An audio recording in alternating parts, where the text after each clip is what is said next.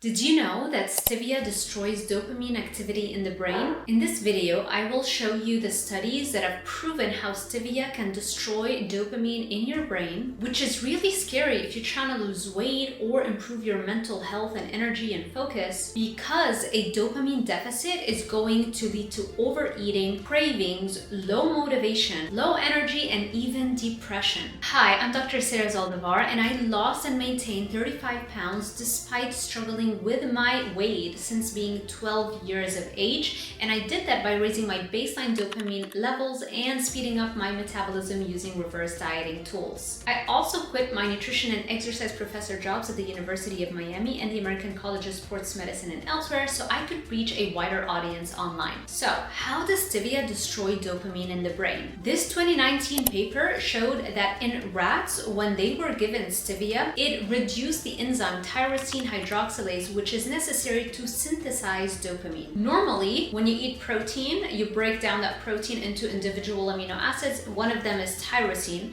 So tyrosine, this small protein or amino acid, converts into dopamine under the action of this enzyme tyrosine hydroxylase. So if you don't have enough tyrosine hydroxylase, you cannot convert the tyrosine into dopamine. And so stevia reduces the numbers of this enzyme tyrosine hydroxylase. So now, even if you are eating enough protein, you cannot really make enough dopamine because you just don't have that enzyme. You do not have enough of that enzyme that can convert the protein into dopamine in your brain. That paper also showed reduced numbers of the dopamine transporter, or DAT.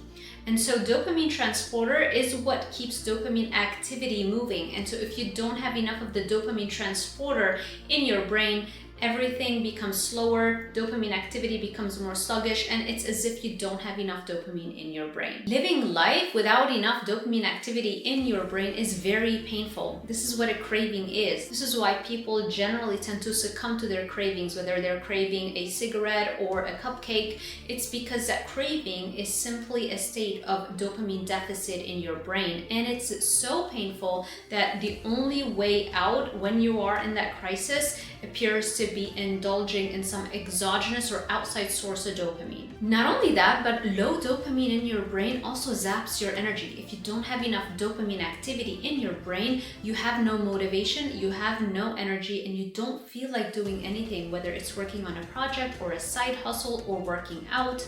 You actually need dopamine to initiate movement in the body. So if you don't have enough dopamine in your brain, it is very, very difficult to force your body to move and work out. Dopamine, after all, is also known as the motivation molecule. The tragic part of this story is that people who gravitate towards using stevia are people who are trying to improve their health. They are people who are searching for healthier options as opposed to actual sugar. And so they think that they're doing the right thing for their mental and physical health, but it's ending up backfiring on them. Having high levels of dopamine is really the foundation of life. It allows you to succeed more effortlessly in life. As I mentioned before, that's how I lost those 35 pounds, because I focused on raising my baseline dopamine activity in my brain. Not just normal dopamine, because if you go on Google and you search, how can I raise my dopamine? It's going to show you all kinds of things you can do to raise instant dopamine. But I already know if I eat a cupcake, I'm gonna raise my instant dopamine activity. I know if I go shopping, I'm gonna release instant dopamine. That is not really what we want to do. What we want to do is increase baseline dopamine, which means we want to increase the number of dopamine receptors in our brain. Because dopamine, it's like a lock and key situation. Dopamine has to be released from a brain cell, and it has to attach to its receptor, the D2 receptor, on the cell surface of an adjacent brain cell. And so the number of D2 receptors you have on your brain cell surfaces, that is the thing that determines what your baseline dopamine activity is like from the moment you wake up to the moment you go to sleep. How well do you feel? How motivated you are? If you want to learn more how I managed to lose the weight by raising my baseline dopamine, or if you just want to raise your baseline dopamine activity in your brain so that you can have more energy, more focus, more happiness, more motivation, then check out my fitness bundle. It's a series of 3 guides. It's got Dopamine Brain, Monster Mindset, and Dopamine Body.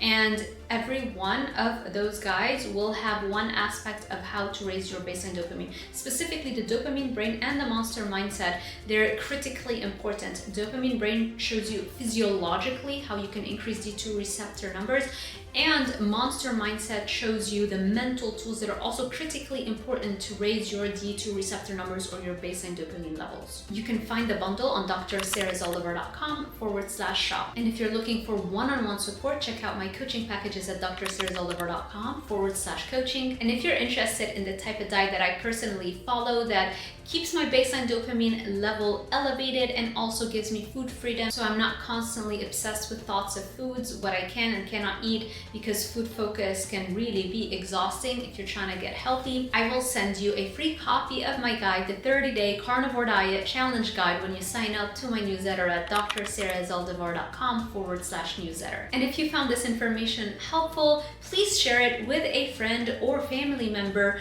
who might be inadvertently consuming a lot of stevia, and unfortunately that might be backfiring on them. Thank you so much for watching, and I will see you in the next one.